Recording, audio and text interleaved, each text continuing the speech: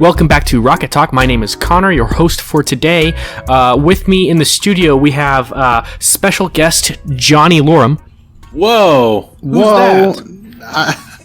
Special guest, I guess. And then slowly becoming a regular guest on the show, Luke Peterson. Sorry, I always mispronounce your name. Hello there. Hey, guys, Merry Chrysler. Happy Honda Days. Merry Christmas. And happy Honda Days to you. Happy Festivus. Happy Hanukkah. Honestly, as much as it's going to trigger the conservatives, happy holidays to everyone. You know, whatever you celebrate or don't celebrate. The war on Christmas. Yeah, that's it. You know what? I'm out. After everything this year that we've been through, you're going to bring that shit up? Fuck. JK, happy holidays. No matter what. First it was Starbucks and their blank, plain red coffee cups. I know. How dare anyone drink from those coffee Hopefully cups? you have a nice, wonderful time with family, either over Zoom or in person, as long as you're safe. That's awesome. So, And if you're into that sort of thing, happy Hanukkah.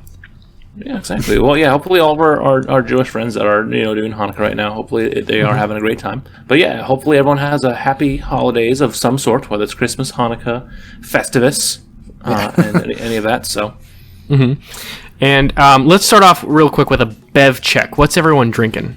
Johnny, I heard you were slurping something, and then Luke, I can see the can there. Some good, some caramel brulee from Starbucks in a cup that is dedicated to any and all winter holidays, regardless of what Johnny, I it's celebrate. 6:40 at night. Why are you drinking coffee? Because I'm no stranger to I took a nap earlier, coffee. and that's gonna make things even worse for me, and I like to punish myself. Dude, I guess you drink coffee in the evening. I guess you don't have to be up at 6:30 like I do. So Yeah, I have no life. I'm drinking a black cherry Coors seltzer because every other company now has their own hard seltzer, but I wanted to try it because one, I haven't had Coors yet, and then two, I like Coors Light, and then third, every 12-pack you buy, they restore 500 gallons of water. So I am helping the environment by drinking my alcohol. So yeehaw. That's very cool. There I think you go. Michelob was doing something with like organic farming. Maybe it was Michelob. One of them. That sounds right. Mm-hmm. But yeah, they got to do their own things to stand apart because every company now, it's just like a couple years ago when the hard sodas became a big deal, and like every other company put out their own hard soda, or all the big boys bought up a bunch of the smaller ones. So there's the seltzer market is kind of saturated right now, a little too much. But hey, these are solid. I like them gives so you far. choices. Yeah, I mean, I usually I'll stick with White Claw and Bud Light seltzer. The Truly lemonade ones are good too, but if I'm just getting a regular basic one, I'll stick to Bud Light and White Claw. Both are really good. I need to try the Coors Seltzer. I'm ashamed to call myself a connoisseur of Coors. I mean, it beers tastes like and most such. other seltzers. Like if you've had a black cherry seltzer, then you've basically had this one.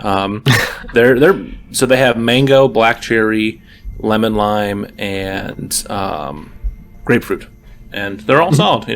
Good. So. Good. I've got myself a Bell's Two Hearted Ale, which is an American IPA, and it is totes good. Awesome. I will have a holiday brew one of these next few episodes as well as my homebrew is done. So, hooray. Nice. What is in the news, guys? So Nintendo had an indie showcase this past Tuesday. So All right. it'll be just slightly over a week by the time this episode goes live. But we got some big news coming out there. So any of you who are getting a Switch for the holidays, you have some nice indie games you can download, with the biggest headliners being Spelunky 1 and 2 and a few other games coming in 2021. But probably the biggest thing that was announced was Among Us was being added to Switch, and I got added to Switch that day.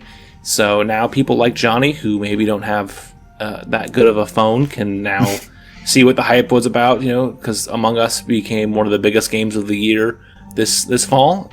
So, like most of the other indie showcases, nothing really stood out to me much. Like, I know that I know Super Meat Boy and Spelunky are pretty popular games. You know, I'm happy for Among Us.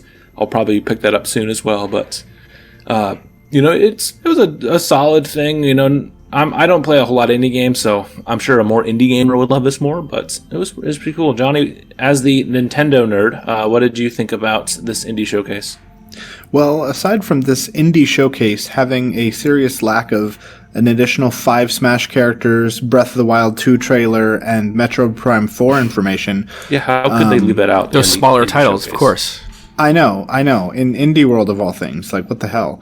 But I guess since I didn't get any of that, then I there wasn't a lot here that really interested me. But like Luke said, Among Us on Switch is definitely the thing that I was excited about, and I did buy it that day, which to us was yesterday. And I got to play Among Us for the first time, months, actually years, technically, years after it came out, but months after it became popular. Yeah. Did you say hi to AOC? Sorry? Did you say hi to AOC? Oh. Alexandria Ocasio-Cortez? No, I did not, unfortunately. But yeah, I played like about 10 games or so last night, and not a single time was I the traitor. But I died almost every single time, so that was fun. But it's a really fun game, and I'm really looking forward to it. And even though this review and opinion on it is very outdated and late, I'm hoping that Switch can get more stuff that's popular next year, like Fall Guys. Maybe in 2023, I'll be able to play Fall Guys for the first time. Fall Guys is a bunch of fun. Yeah. What a year for indie games with stuff like Fall Guys and Among Us and all that. But yeah, no, Among Us is a ton of fun. I played it a little bit too. I haven't played as much as some of my other friends have. I'm bummed that I didn't realize that there was going to be a bunch of drops given away during the Game Awards, because if I would have had all that linked up, then I could have had a Jeff Keighley hat that I could have had on Among Us, but I missed out on it, so now I can't play as Jeff Keighley. I am very sad. But yeah, I mean, like, there's some decent stuff in here. Like there's known either games or known indie games from different developers. Like I mentioned, Super Meat Boy Forever is coming out on the 23rd, and that's going to be a console launch exclusive. We're getting Cyber Shadow, which is being published by the Shovel Knight publisher, and you know there's some decent stuff, but I'm not super into indie games. There was a few more indie games in the last indie showcase that really got me a lot more excited, like the Hypnospace Outlawed demo that I had us do as a recommendation a few months ago. But yeah, I think this was solid, but you know, nothing too crazy. Yeah, I think this is definitely, you know, I wonder if because some of the because the indie developers, the companies are so much smaller, I wonder if it's a lot easier to continue on their work through COVID than it would be for companies like Nintendo and Microsoft. I don't know necessarily if that's the truth, but I wonder if that is the case. I think it depends on the game, but because you know some of these indie games are being developed by a studio of 2 or 3 people that were doing a lot of stuff like at their own homes and all that to begin with. So maybe, but yeah. But then you know you think about other ones like how you mentioned before we recorded how you're waiting for the Cuphead DLC, like because of how unique that art style is, of like it's all hand drawn cartoons. Them having to go and draw all that takes a long time. So, and then I bet just with all the other stuff, with the ports and the animated series, that's also probably why it's been pushed off. But yeah, nonetheless, it is still you know, something that was nice for those who are into indie games. There's a lot of good indie games on the Switch, which is really good, I think, because it's nice that there can be a console that people can go and get their games, because sometimes indie games kind of get forgotten about on consoles. So check some of these out. IGN has a list and all that others you can find of the 19 games that were shown off at the indie showcase. So support small creators, please do, because sometimes they've got some of the best games. Let's move on to Blast Off or Blow Up. Now, a long time ago in a galaxy far, far away, a very old man named Court Jensen recommended a show called The Toys That Made Us. And I want to say it was the G.I. Joe episode. I think he said just pick an episode and watch whatever one you want. Yeah. Okay. Yeah, I chose the G.I. Joe one then. I have no clue why I chose that, because I did not really get into G.I. Joe, but I chose that one, and it ended up being really freaking good. It's on Netflix, and today we are going to be touching on the holiday movies that made us documentary, which is also on Netflix, and I thought it was fantastic. They touched on Elf as well as The Nightmare Before Christmas. I want to hear your guys' thoughts. Johnny, let's start with you. Yeah, speaking of Cord, he recommended The Toys That Made Us, and shortly after I saw something come up that said that there's the Movies That Made Us documentary list. So I watched those the first day that they came up. There was Ghostbusters and Die Hard, I believe, was one of them, among others. And so as soon as I saw that the holiday movies that made us was coming on, me, a big Christmas fan, I had to watch it all, also immediately. I loved it. I've seen both Elf and The Nightmare Before Christmas. I think that I think these are some of the best documentaries I've seen in a while. That's a compilation of documentaries. The way that they did this, it's just the way that they got some of the original creators to come back. They made jokes. There's that silly narrator that's always talking, moving the story along. There's something about the presentation of the entire show, whether it's toys, movies, or holiday movies, that they do this really well. And there was a lot of deep dive with, like we said, Elf and Nightmare Before Christmas, and there was a lot of information about Elf, starting off with Elf, that we didn't have before. And to know that, that some iconic scenes from the movie were improv and were not scripted. They were just kind of him walking down the street and messing around, was a lot of fun.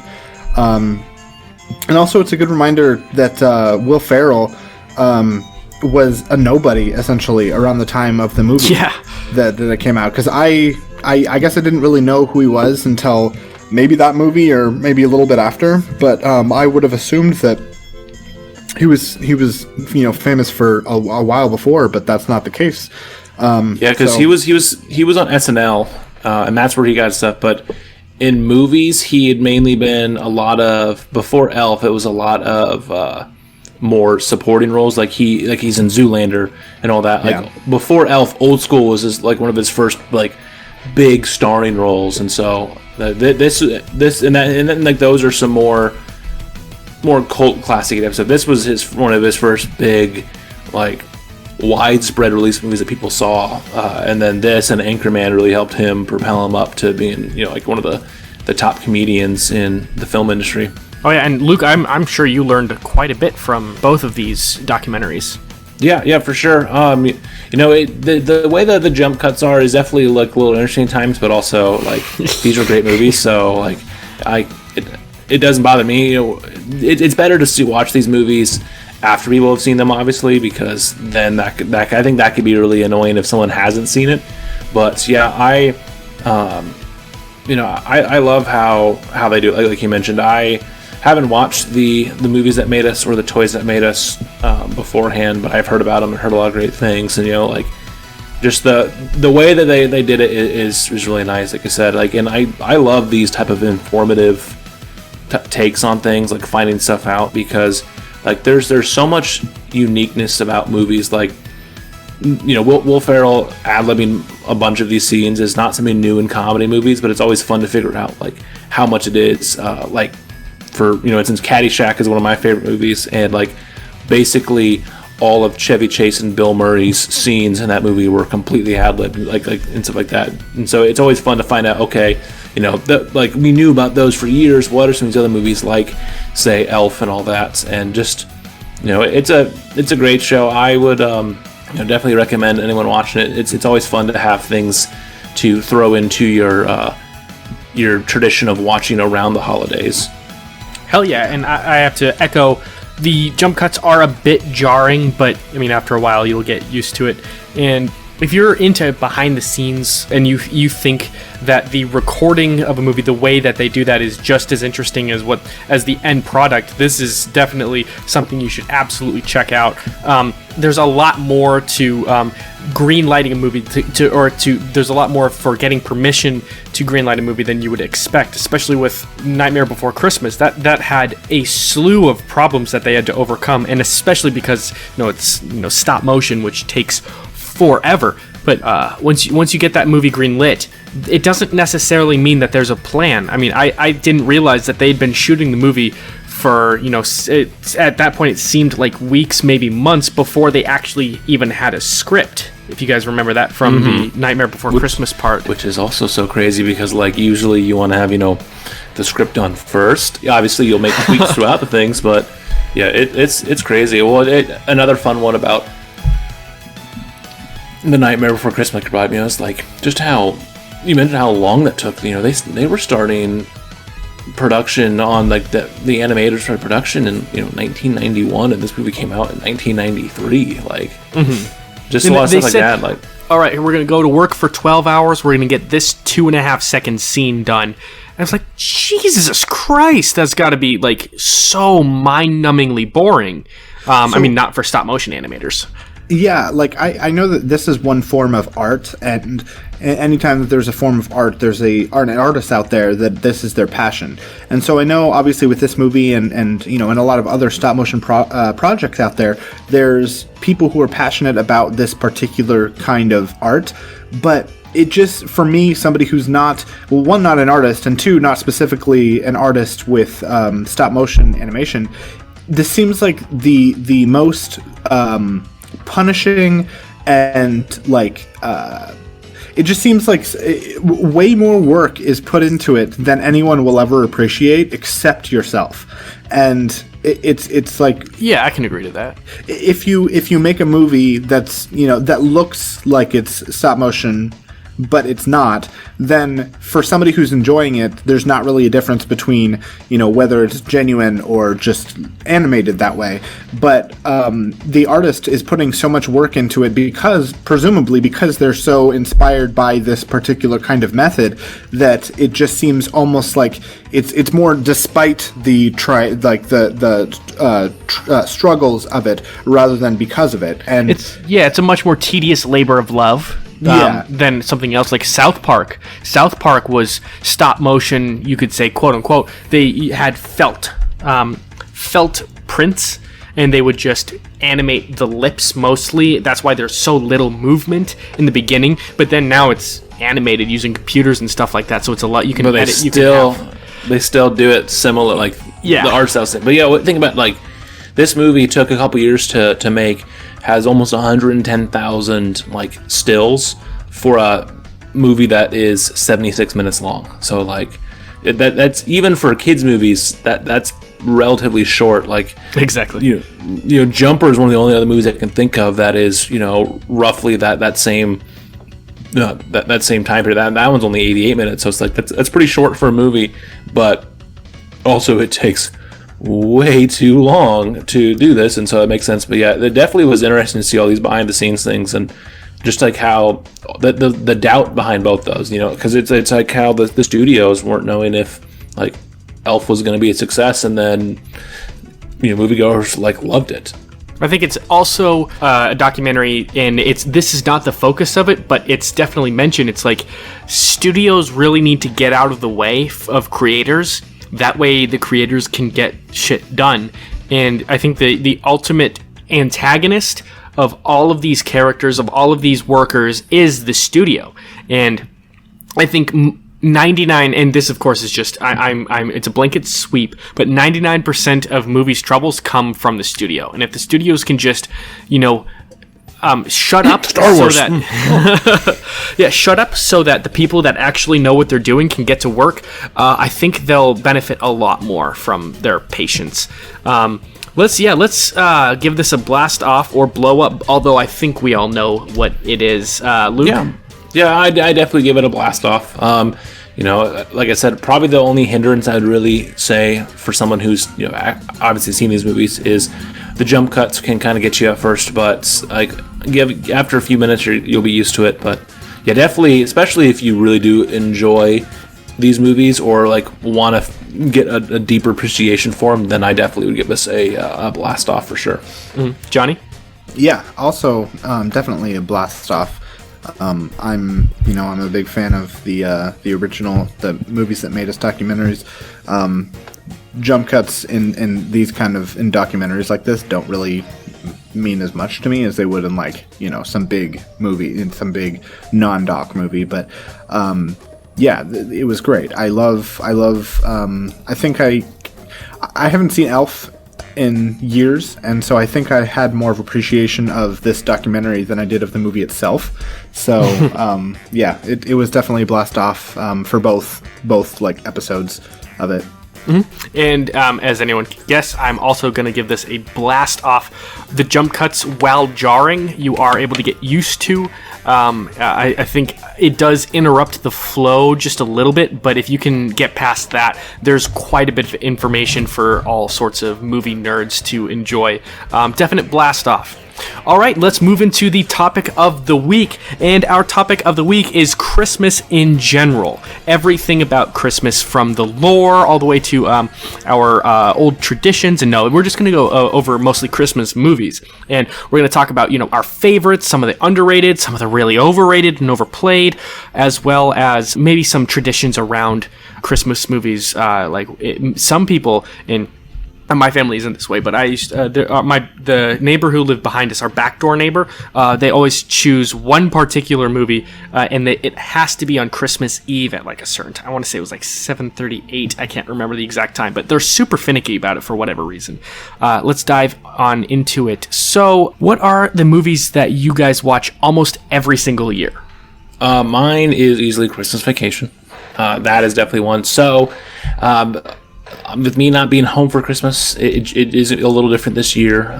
But growing up, we'd always watch a bunch of Christmas movies. But Christmas Vacation was almost always ones that we would definitely watch because we would watch probably 2 or 3 movies each Christmas Eve after we have our dinner and all that. And almost every single year, it was Christmas Vacation. It was, okay, we're watching Christmas Vacation, and which other one are we going to watch with it? So that one's easily mine. I love Christmas Vacation. It's probably one of the most quotable movies of all time, like Christmas or not. I always love to quote it. Mm-hmm. Do you watch it outside of Christmas season? Not really, no. I mean, I'll watch some funny scenes every once in a while, but not really. I haven't watched it this year yet either, so I'll have to definitely go and do that soon. Oh, yeah, absolutely. So, Johnny, I think I already know which movies you watch every single year, but for our listeners. Yeah, so I didn't have, growing up, I didn't really have a lot of traditions when it came to Christmas with my family. So I kind of made my own traditions when I was like 7 or 8. And so every year I would watch, I wouldn't even plan it, but on Cartoon Network every year, Grandma Got Run Over by a Reindeer would come on Cartoon Network. And so yes, without like planning it, I would just watch it because it would be on like every 3 days in December. And so that's been one of them that's just been kind of like an iconic cartoon Christmas movie for me. It's really heartfelt and cheesy as hell, and just really it's just a good kids movie that I've always really appreciated. And then the other one is Olive the Other Reindeer, and that one is about a sweet dog named Olive, who is under the assumption that she is secretly a reindeer, that Santa is asking her to come fly his sleigh because one of the reindeer broke his leg, and because he said he needed the help of all of the other reindeer to pull his sleigh, and so she thought that he meant him or her. And so that's kind of the whole movie, is a bunch of like characters' names that are puns, like a character named Richard Stans that thought that the Pledge of Allegiance was about him. And it's a really cheesy movie as well, and it's something that I saw on TV a lot when I was a kid as well, so it's kind of been my go-to for my adult life in Christmas time. Those are all great movies, with the exception of Christmas Vacation, because I have not seen it. And What? I feel It is good though. Good. I feel like a real horse's ass for saying that. I remember watching it as a kid. I didn't really understand some of the jokes. Deus Ex Machina joke. Watching that in college, that made me just burst out with laughter, because as a child I never would have understood that. Oh yeah, no, that definitely, same for me. Like when they made that joke, I love how they're just leaning into it. I remember that I laughed as a child because I knew it was a joke. I just didn't know what it was. Like I remember I was like, yes, this means something, and this is funny. Yep. And that's me with Whose Line Is It Anyway jokes as a kid, where everyone else is laughing. So, yeah, right. So you didn't think Whose Line is funny? No, certain Whose Line jokes as when a kid you were a that I kid, didn't understand. It's just like when you saw Shrek in theaters as a 10-year-old, and you saw Shrek 3 in theaters, and then your older brother or your parents were laughing at a joke, and you didn't understand it because you were a lot younger. I remember in Shrek 2 when they bring up kids at the dinner table and Shrek chokes on a spoon. I thought that the laughter was that he was just choking on a spoon. I didn't think that it was about him having kids or whatever. And I was like, oh, it's funny because he's choking on a spoon. And that's the only reason. Yeah. And here I am at 26 with parents that are like, hey, when am I getting grandkids? And I'm like, well, I hope now is the time for me to choke on my spoon. Lols.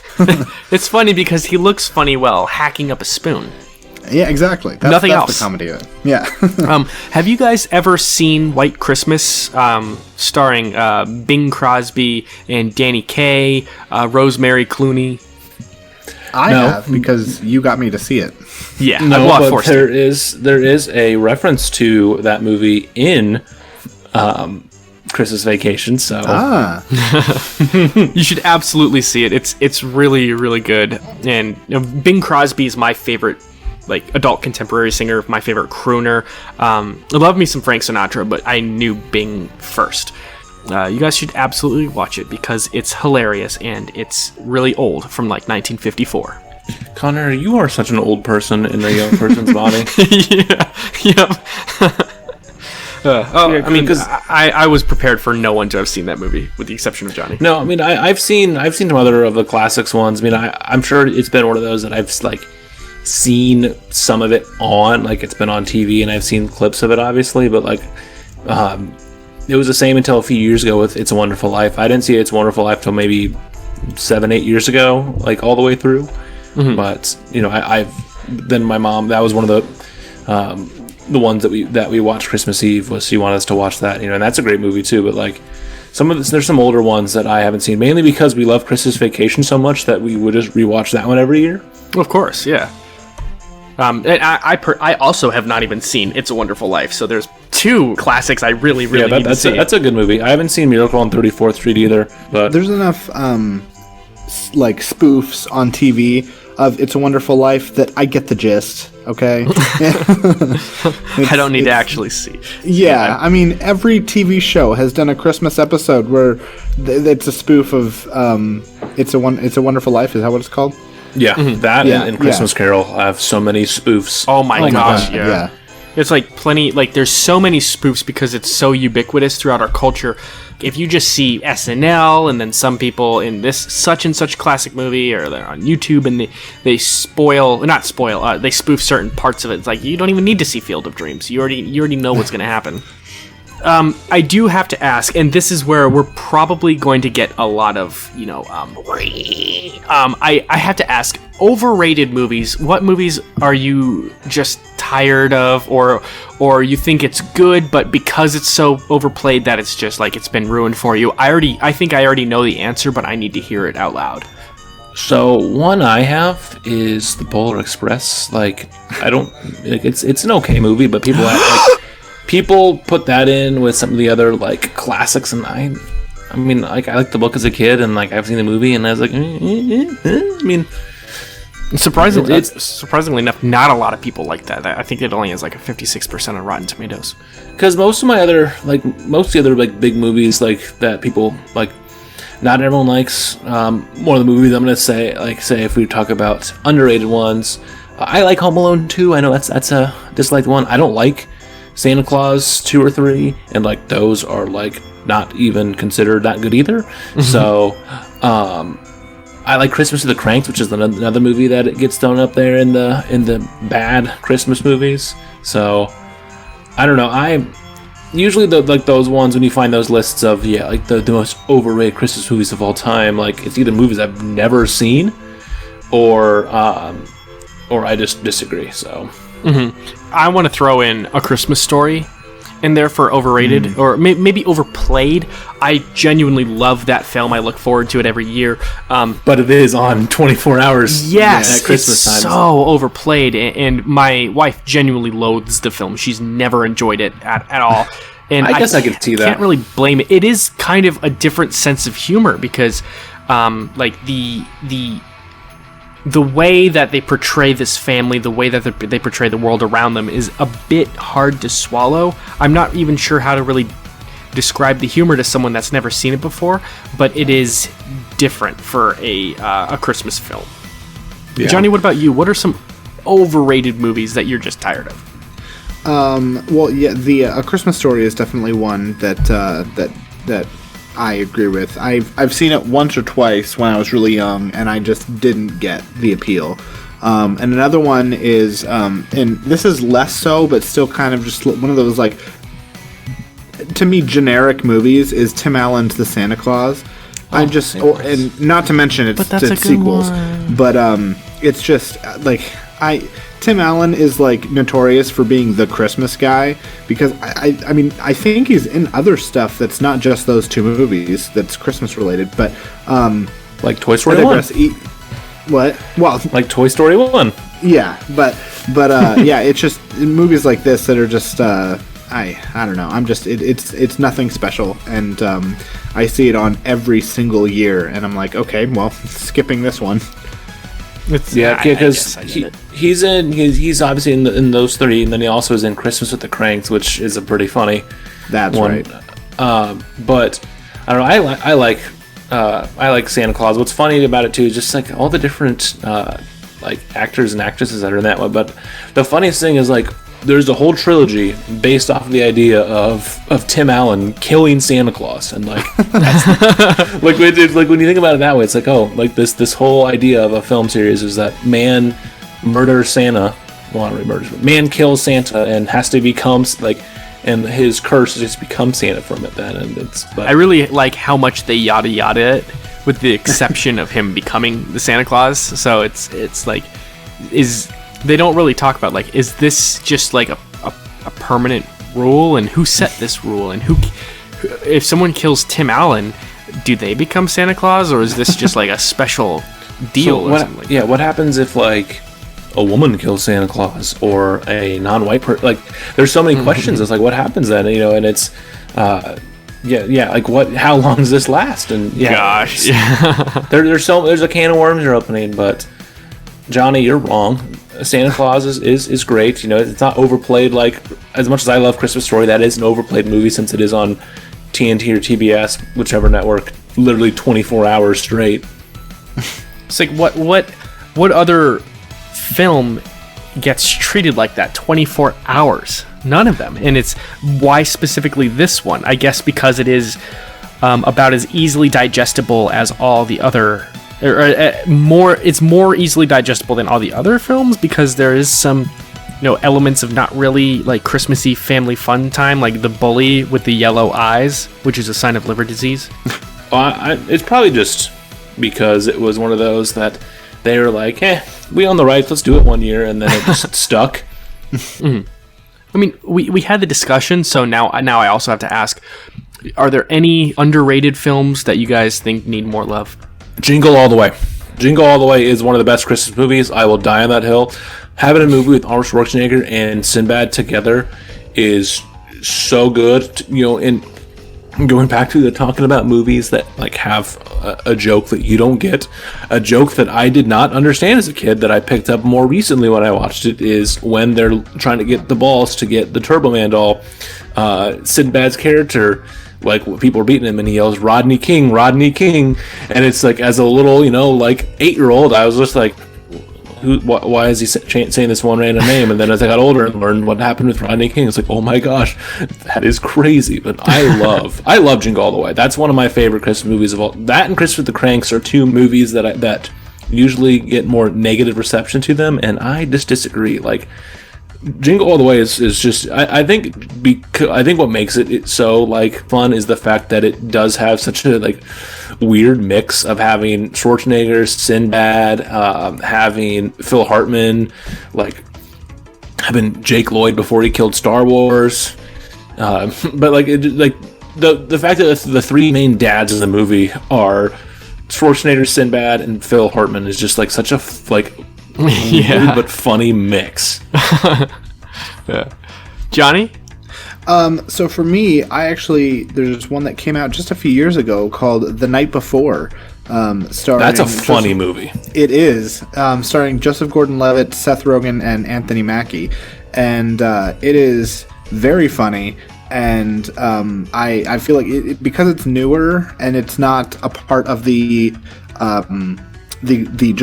cycle that's been around for so long of these Christmas movies that are just a part of Christmas culture, that I think because it's so new, it's not a part of that, and I think it definitely deserves its spot. It's less family oriented, but I think that like most of the people who have the opinions that we share are around our age anyway. So it was, I think that this is something that should definitely join in the cycle of Christmas movies because it's a little bit more on the mature side. I was going to say the same film also. And it's got Really? a loaded cast. Like, I think Miley Cyrus is in it, Nathan Fielder, Tracy Morgan, Mindy Kaling, Jillian Bell, Anthony Mackie. It's just loaded. Yeah, it's a good one. We had a few nice loaded cast movies that came out a few years apart. Like that came out, and then that next year was when we had Office Christmas Party, which is another not as funny, but that was another, I think, funny newer one. Another good one too that I think of as well is Four Christmases, which has Reese Witherspoon and Vince Vaughn, and so that one is a good one. That came out about 11, 12 years ago, and so it's one of those that it's a couple that they're going to avoid Christmas by pretending to do charity work and then going to like Fiji, but then they get trapped at the airport and they have to go to all the Christmases of both of their parents who are all divorced. They have 4 Christmases to go to on Christmas Day, and just all the crazy shenanigans that go with that. And you have like Tim McGraw and Jon Favreau and Kristen Chenoweth and John Voight. You have a lot of like good actors and actresses in this as well to play all their different family members. Actually, the actor who is Ralphie in A Christmas Story makes a cameo in this movie as well. I don't know that one, and I feel like yet another one. It's a good one. It's an enjoyable. It's funny. I would probably say that The Night Before is better. But I would probably say it's better than Office Christmas Party. I would say it's not as good. It's not as good as Elf or Christmas Vacation, but it is still a good one. I think I breathed a little bit heavier from my nose twice during Office Christmas Party. I found it to be just pointless. Like I get it, but it's not making me laugh. I mean, it had a few funny moments. It's even with having a bunch of good comedians, it kind of fell flat. It was more just nice to have. I always enjoy a movie with Jason Bateman, but yeah, it was nothing too crazy to write home about. But it is decent to watch if it's if you see it on a streaming service or you have a free Redbox and you want to throw it on. It's you're not going to hate yourself watching it like Santa Claus 3, but yeah. This is going to be a bit more theoretical, but like, why are certain movies dubbed classics? What makes this movie stick out so much that it becomes timeless? I mean, what makes a good Christmas movie? Johnny, you want to go first? I think there's such a formula to Christmas movies that even the good ones have to follow. But I think there's something about just going outside that box a little bit and not playing it as safely.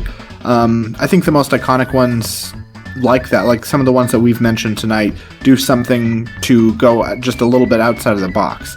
And it's really hard to say because, I mean, if you're going to make just a classic Hallmark Netflix Vanessa Hudgens movie, Christmas movie, that there's like 4 of right now, then like, you know, go ahead and do it. Because if you want to see a Christmas movie, you can see a Christmas movie. But if you want to see a good one, just do something that's not your just average run-of-the-mill, like boring, pointless plots that have so many plot holes in it. You know, like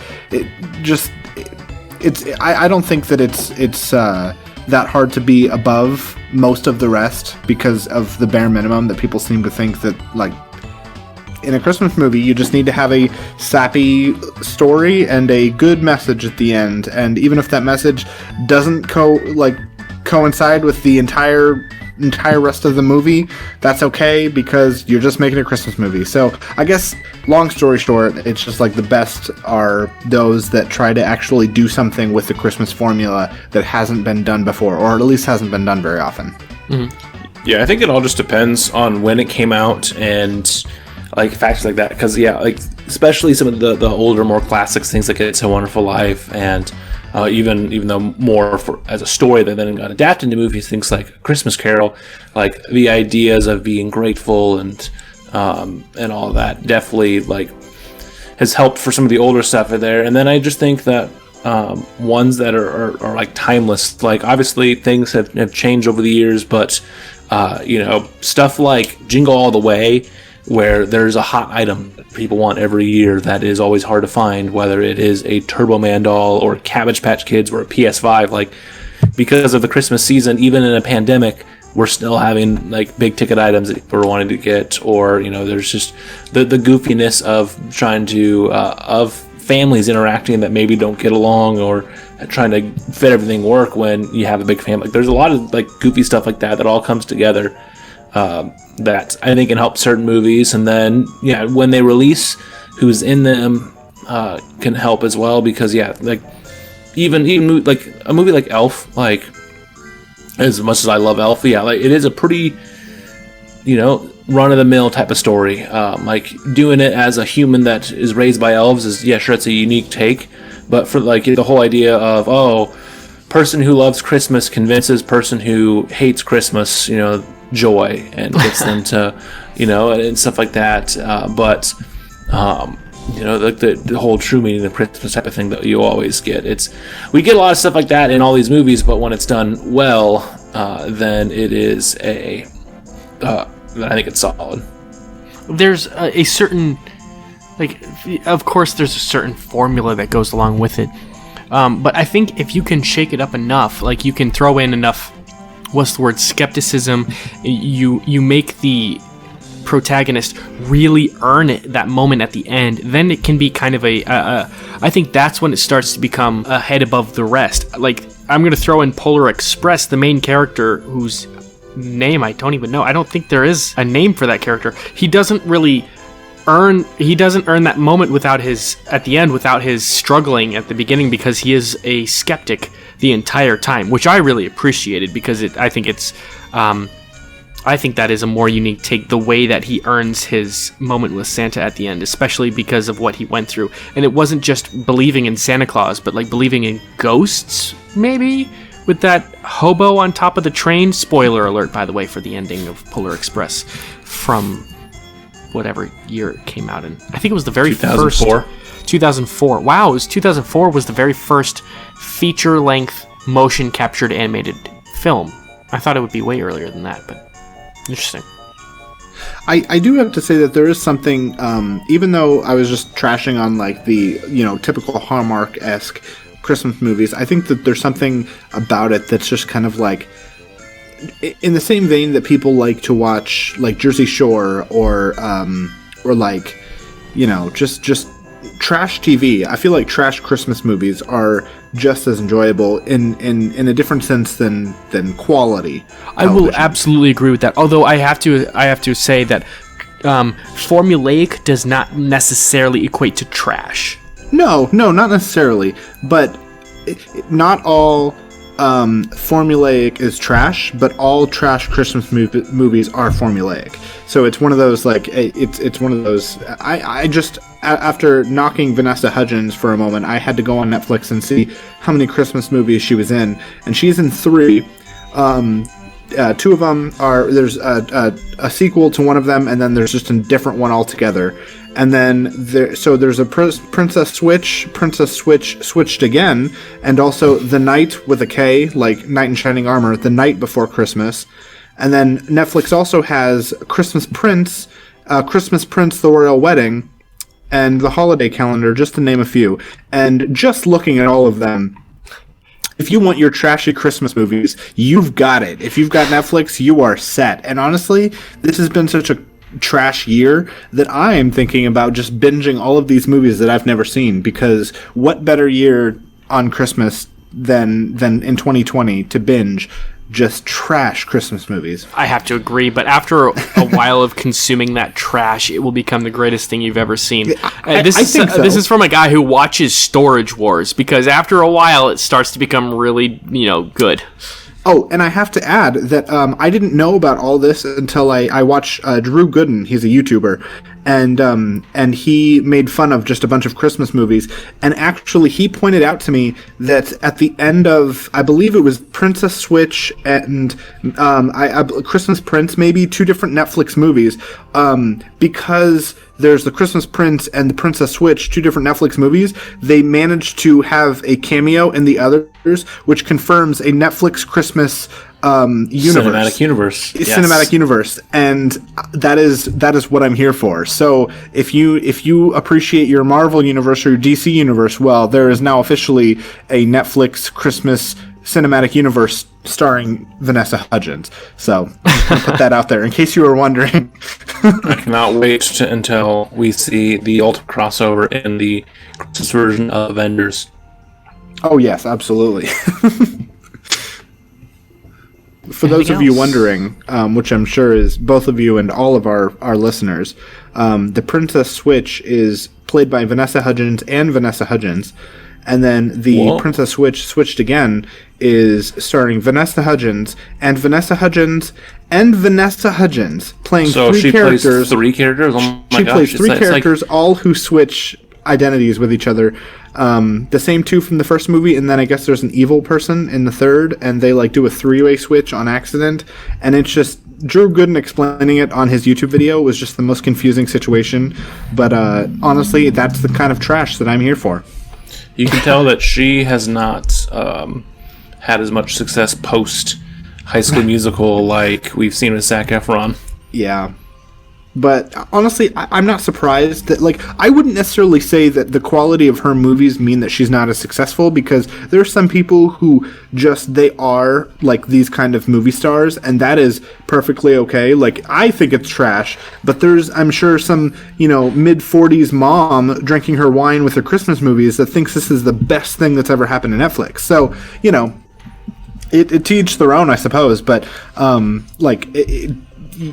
she's in so many Christmas movies, and I'm just I'm like, what's going to happen next year? Is there going to be a sequel to The Night Before Christmas? And she'll just go back and forth, I guess, between her Princess Switch and Night Before Christmas. We'll see, We'll see what happens. Maybe we'll get that, and we'll get the crossover we've all desired. Yes. What do you guys think is the main difference between old-time classics like before 1985 and modern classics when it comes to Christmas movies? Do you think there is much of a difference? Typically more of the older ones, I think, are, I guess, I think they're more out front with their message. At least I'm thinking about some of my favorite movies that came after mid-80s, Christmas Vacation, Lone Jingle All the Way. There's obviously a deeper meaning to all that, but it's not as out there as It's a Wonderful Life or A Christmas Carol are with their stories. It's so I think that's a big one. Besides obviously just some of the other things that change in film, but I think that's the biggest one. There is that maybe outside, we still get it with kid movies like Polar Express, the whole idea of the bell only jingles for those who believe in Santa. But you don't see it as much, I think, in more modern Christmas movies of this deeper meaning story.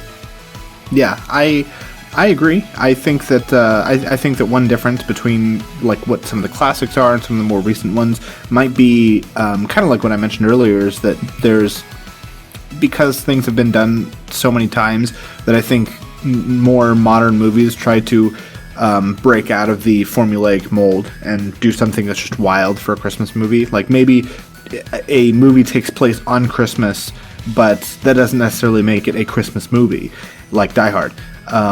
And but then it goes into the debate of what does make a Christmas movie. And, I wonder if the opposite could be true, where a movie doesn't necessarily take place on Christmas, but it has that Christmas feel. And so then does that make it a Christmas movie? But anyway, I'm going off topic a little bit here. But I think that the difference between classics and modern movies is just is. Johnny, you brought it up, so I've got to ask: is Die Hard a Christmas movie? Die Hard is not a Christmas movie. Well, you can go fuck yourself, Johnny. You are now banned from this podcast. I'm joking. But mine. Okay.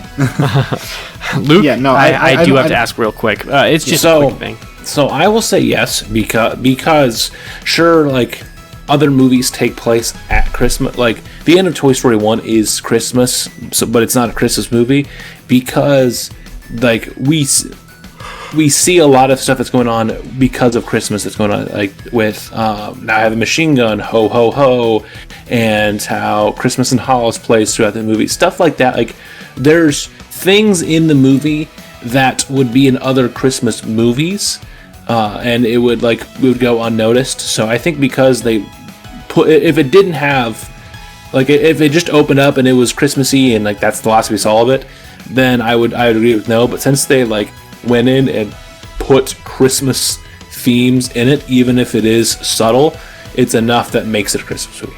It's the same. It's the same. You say, because if Die Hard's not a Christmas movie, then Home Alone 1 isn't a Christmas movie, because it takes place at Christmas time, and yeah, sure, it ends with his family being home for Christmas, but, like, the plot of the movie is not because of Christmas that he's like, his family could have gone on vacation whenever. Just that it happened around Christmas. Didn't they go on vacation because it was Christmas, and that's what they left behind? Yes, but like, they could have, like, Home Alone could have taken place out, like, in... It could have taken place at any holiday. October. Yeah, the plot is holiday. Surviving the robbers, the really, really ridiculously incompetent robbers. It was just like, is Rocky a Thanksgiving film or not?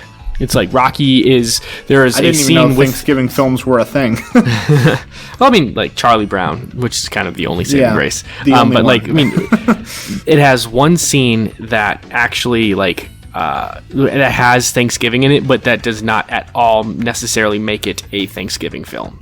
Yeah, I think it all depends, because, yeah, we can find a whole bunch of movies like Toy Story, Marley and Me, and all that, where there's a scene in there where it's Christmas time, like, but it's not, like, where some of the other ones where it's like, okay, yes, there are a lot of Christmas elements that are in there.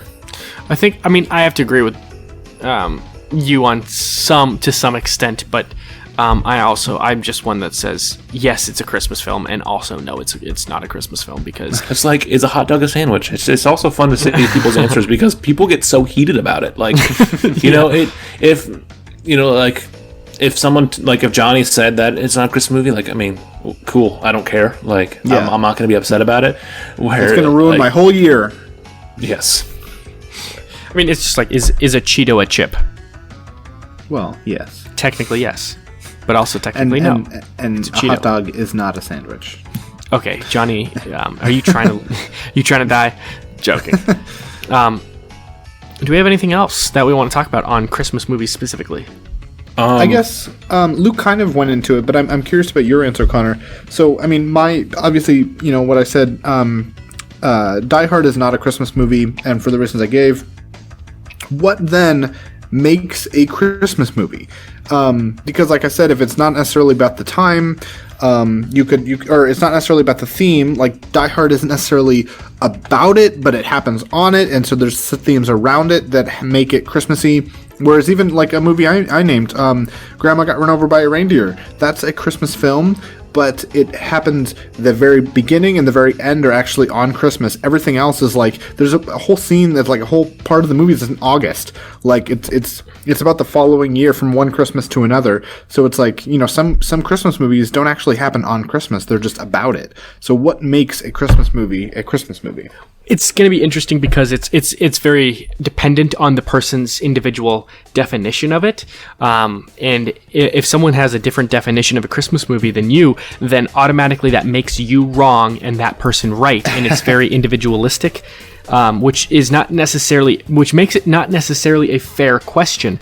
But if a group of friends or a group of really close individuals can ultimately decide on a single definition of a Christmas film, then it becomes a Christmas film.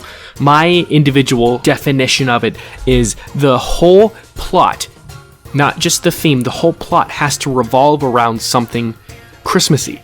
And someone is brought together, and the movie is happening because it's Christmas time. Something is happening because Christmas. And, you know, Home Alone is a really good example. I'm glad that you guys brought it up because it's not necessarily Christmassy, but it is Christmassy. It's a Christmassy theme about a kid surviving a home invasion from incompetent robbers. And so, therefore, it is and isn't a Christmas film, which is not necessarily a very satisfactory answer. But, I mean, it is an answer. Unfortunately, the answer is going to have to be, it all depends on who you ask. And since you are asking me, that's my definition. Well, and I mean, if you go with the whole idea of it takes place at Christmas, like, that takes a lot of movies out. Even, like, Christmas Vacation ends on Christmas Eve. And, you know, in the Santa Claus, it starts on Christmas and then it ends on Christmas Eve and it ends on Christmas Eve. But like most of the chunk of the movie takes place during the year when he is turning into Santa Claus during, you know, the other 364 days of the year. So that's one too where it, like I said with the defense of Die Hard, I think what makes it is more of one where something central to the plot revolves around the holiday season, even if it is a little more subtle like Home Alone or Die Hard, or it's more out there like the whole reason why the Griswolds are hosting everyone in Christmas Vacation is because everyone's coming for Christmas, or like Ralphie in A Christmas Story, you know, wants that Red Ryder BB gun because it's the cool toy in, you know, 1940, and that's the thing that he wants instead of a nice football. So, you know, like that, I think it all depends on like stuff like that, where the plot somehow revolves around the idea of Christmas time, even if it is more out there or not. Mm-hmm. I think it's good that nobody's coming to any of the three of us to be the absolute final opinion on whether a movie is constituted a Christmas movie or not, because I mean our opinions are different, and that is perfectly okay. So for me it's just kind of like, does a movie feel like Christmas? Does the movie, the message, whatever it is, does it feel like Christmas? Yes or no? For some movies, for me, like Die Hard, that's not the case. But for people who do feel Christmassy while watching Die Hard and they say it's a Christmas movie, perfect, that's great. Because, you know, if there's ever going to be a time when our different opinions can come together and coexist despite our different opinions, it's during Christmas. Except if your opinion is that you shouldn't wear a mask, because you should definitely be wearing a mask. Wear your goddamn mask. Please. I mean, the fact that we have to keep asking. I'm not asking. I'm straight up saying. You know? Yeah. I'm in complete agreement with you, Johnny.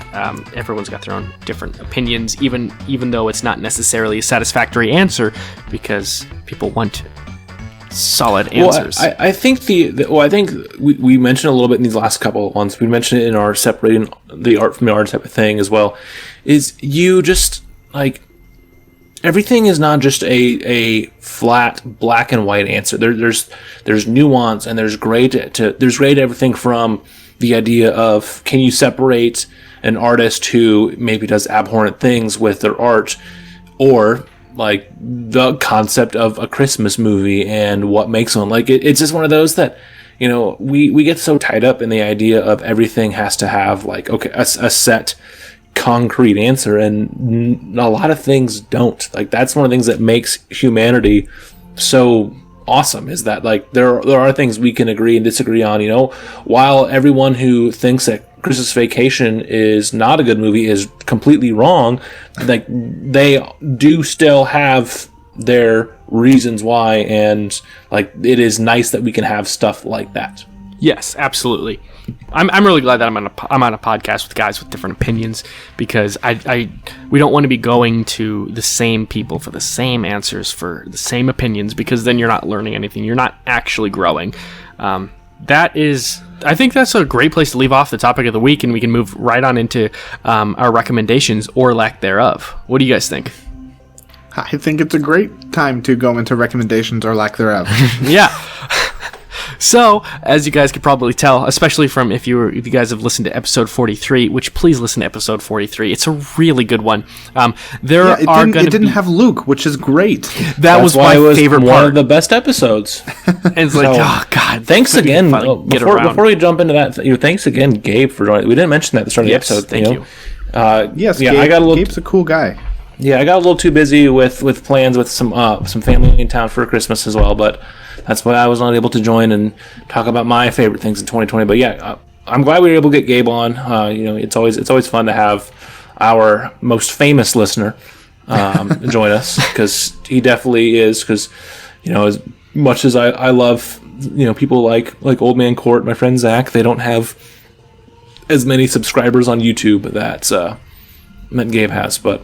Yeah. Yes, Connor, enlighten anyone who may have missed that episode or haven't, or maybe they were listening to it and they stopped and then they listened to this one and they realized, oh, I never finished the episode. Oh, gosh. Come on, guys. Rookie mistake. So we are not going to be having a recommendation this week, which is very sad. So right now we are consolidating our recording into a very short period of time. That way we can just enjoy the holidays, and so that's going to be less work on our part. I am going to be throwing a birthday party for someone on the 31st, and so we just thought that it would be... Whose birthday is it?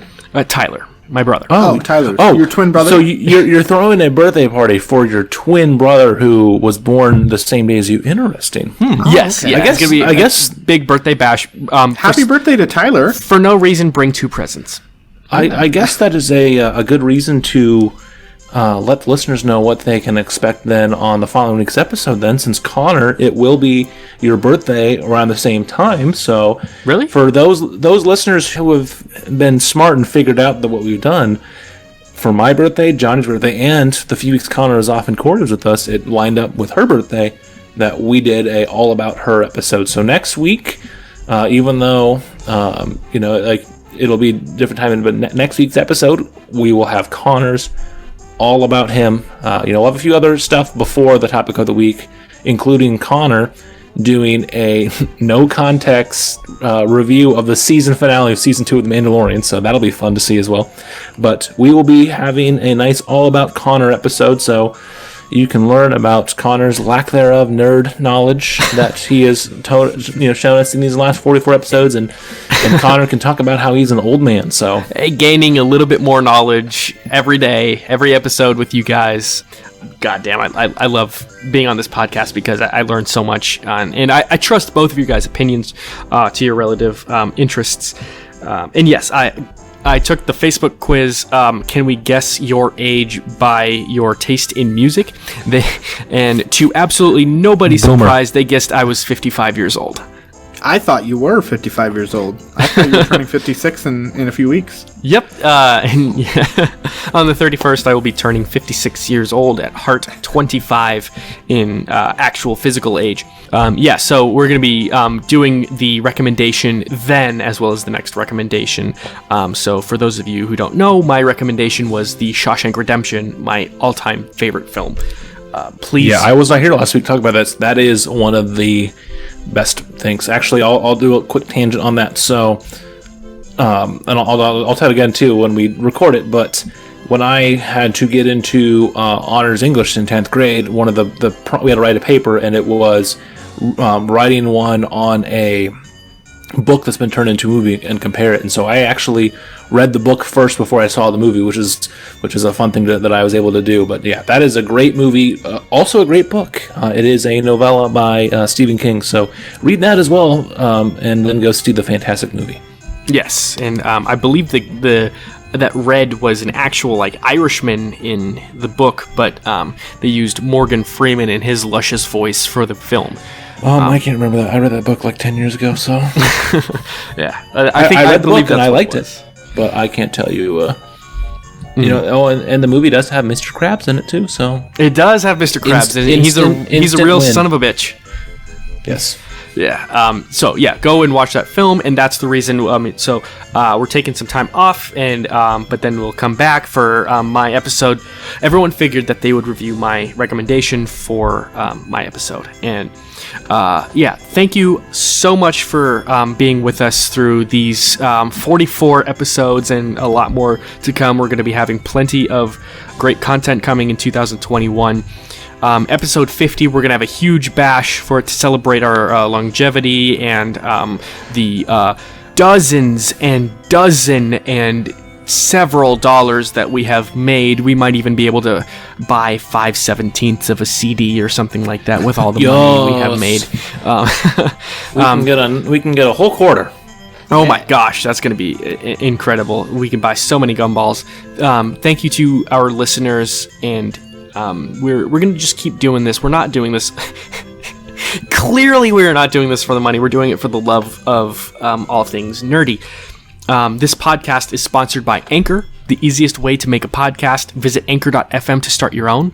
This podcast is also sponsored by BuyLightFixtures.com. Visit BuyLightFixtures.com for a trusted source of quality lighting products for your business or home. Huge thank you to Tom Taylor for Tailored Beats for the intro and outro of this podcast, which is A1. Follow him on SoundCloud at soundcloud.com/Tailored Productions. Wait, before you get to the next thing, Connor, are you saying you put A1 on your steak? I put A1 on my steak occasionally. I don't eat steak very often, but is that a bad thing? I don't like steak sauce that much. Oh. I guess, okay. Real quick, one question for both of you. When you do eat a steak, how do you have your steak done? Oh, I Medium rare.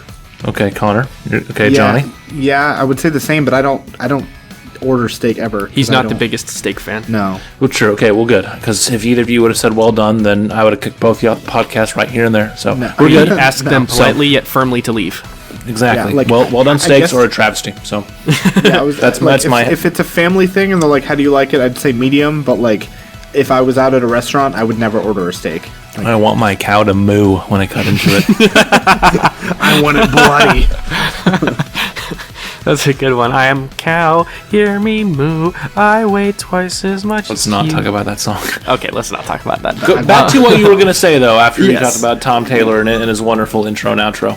Like us on Facebook, follow us on Twitter, please subscribe to us on YouTube, and if you like this episode, please like it. If you don't, please dislike it, and then tell us why. If you think that Connor is a little boy, please comment below. I had a little bit of trouble with my podcast moving in stereo. I uploaded it on YouTube, and unfortunately, you guys couldn't hear a darn thing. I fixed that, and it now I actually have the podcast, the official episode up, and you can hear it and everything. So please go and check that out. We talk about me and my brother talk about Pearl Jam's hit song "Jeremy" from their 1991 debut album 10, and we talk about the inspiration and the story behind the song and all of that. Both PlayStation 5 and the Xbox Series X minis are out. Thank you to everyone who was involved in that. Michael Kripe, Joel Harmer, and Blake File. Blake File for PlayStation, Joel and Michael for Xbox. Luke was on the PlayStation Mini, and it's great that we have everyone involved in Rocket Bomb, and by extension, our friends. We have different tastes in consoles. Both PlayStation, Xbox, and Nintendo Switch, which I think just adds to legitimacy. So for everything coming up, we do have podcasts that are going to be coming out about what we're looking forward to in 2021. We do have a best of 2020 episode that's out. It's the previous one, episode 43. Thank you, Gabe, for joining us for that. Luke couldn't come, obviously, and he already mentioned that because family was in town. And so please have a happy Festivus and a Rocky Talkmas. Yeah. Rocky Talkmas, everyone. Holiday. It's when you spend the entire day listening to nothing but our Rocket Talk videos. Yeah, and Yes. yeah, something I do. Absolutely. All right. Bye, everybody.